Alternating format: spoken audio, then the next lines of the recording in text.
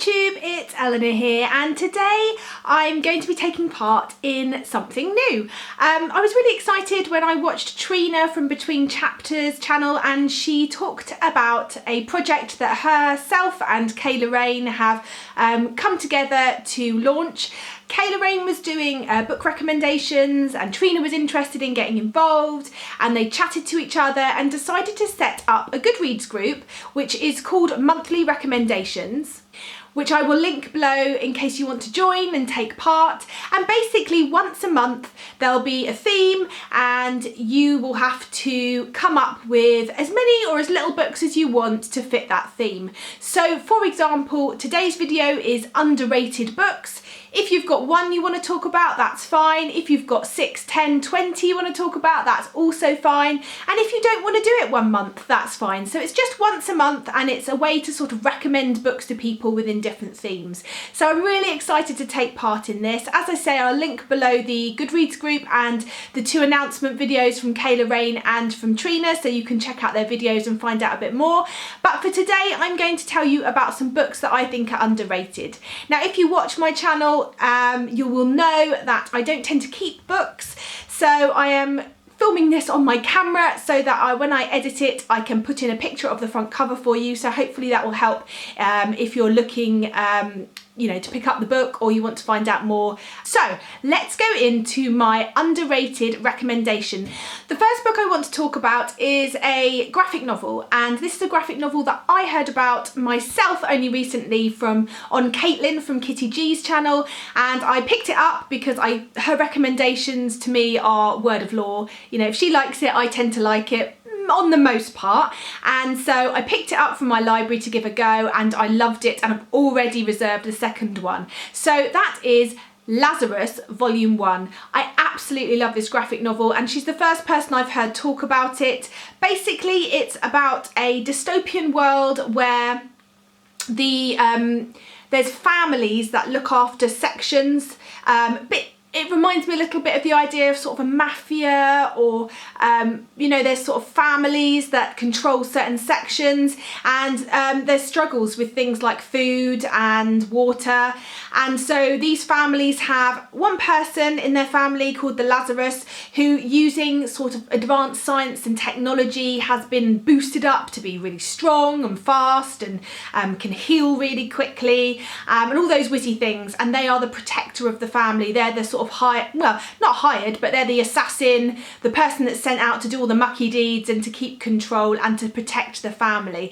And we follow Forever, who is the Lazarus for one of the families. It's full of politics and family dynamics and politics, and fighting and blood and guts and gore and intrigue, and yeah, I really love this, and I think it's underrated because I've only heard about it from one other person, so I definitely think that more people should check out this graphic novel series. The next book that I want to recommend as underrated is called The Perfume Collector by Kathleen Tesoro. This was a book that I picked up before BookTube. It's an adult fiction novel and I just adored it. I'm not sure what it was that really pulled me in, but there's something about perfume and perfumery and the creation of perfume and scents that really draws me into a story, and this was brilliant. It's set in 1955 and we follow the main character, Grace. She's just, she was brought up in rural Oxfordshire, and she's just married into sort of the wealthy socialite scene and moved to London with her husband, but she's struggling to fit in, and it's not all that it seems, and she's struggling to sort of fit in with this sort of lifestyle, and all of a sudden she comes into a mysterious inheritance that she knows nothing about. She doesn't know who the person is that she's got the inheritance from, and she's set on a journey to discover you know, who it's from and more about it. And what happens is Grace takes a journey to Paris, and this is where it all begins. We flip back to 1920s to Eva, who is this person that has left her inheritance to Grace, and we follow Eva's story, and we follow perfumery and perfume and scents, and oh, it's just a brilliant, brilliant book, and more people should read it, so I definitely recommend this one. The next book I want to recommend is another adult fiction book, and it is called Necessary Lies by Diane Chamberlain. This book, it just appeals to a lot of my favourite things. It's set in the South in America, it's set in sort of the 50s, 60s, and it's just it's talking about things that were actual issues and problems, but in a fictional way, so that's perfect for me. The story's set in North Carolina, and it's during a time where state sterilisation and racial tension is big. And we're following a girl who is trying to live with her grandmother who is getting old, and her sister who has mental illness problems, and herself, she has epilepsy, and they're on a tobacco farm, they work on a tobacco farm, and we follow them, and we also follow another lady who becomes a state social worker, and we follow how their lives crash together and both of their stories, and it's just a really, really interesting and powerful book. I definitely recommend it. The next book I've got to talk about I think is underrated, but it has been read by quite a few people on BookTube, and that is The Bees by Lillian Poole. I absolutely adore this book. It's set from the perspective of a bee called Flora, and it's about the hive. And what I like the most about this is not necessarily the story, because I don't think it's as fast paced as possibly it felt like it should have been, but I really enjoyed learning more about the hive, and in a fictional way, but with some non-fictional aspects. She's obviously done her research about bees and fictionalized it. I just loved learning a bit more about bees and the hive mentality, and it was just a really, really good book, so I definitely recommend that one. The next book I want to talk to you about, I have talked about once on my channel, but definitely hasn't been read by enough people, and that is Ghost Written by Isabel Wolf. This again is an adult fiction novel, and it's about a ghostwriter. It's about a young woman who is a ghostwriter, and she has a childhood tragedy which she's struggling to cope and get over.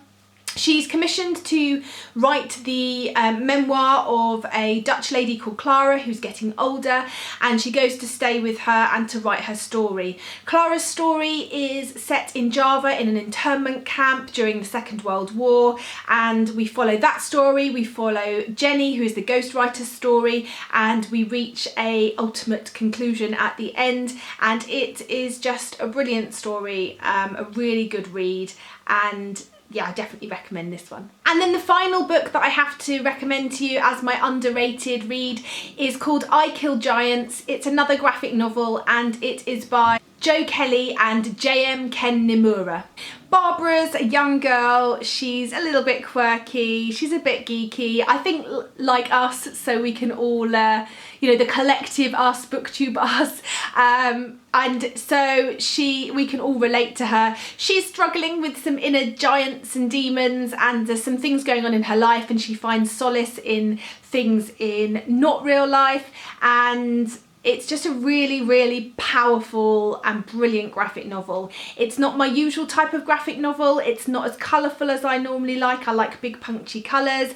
It's just I love this book, and I haven't seen enough people talking or reading it. So that is my final underrated recommendation for you. So that's my underrated recommendations video. I hope that at least some of you are interested by some of these books, and I'd be interested in the comments below if you put down your most underrated book that you think perhaps I should read, because I'd love to get some more ideas of more books, because obviously I need them. And leave your comments down below on maybe your recommendation of one underhyped book, and I will check them all out. Okay, well that's it for me today, and I look forward to speaking to you soon. Bye for now, BookTube.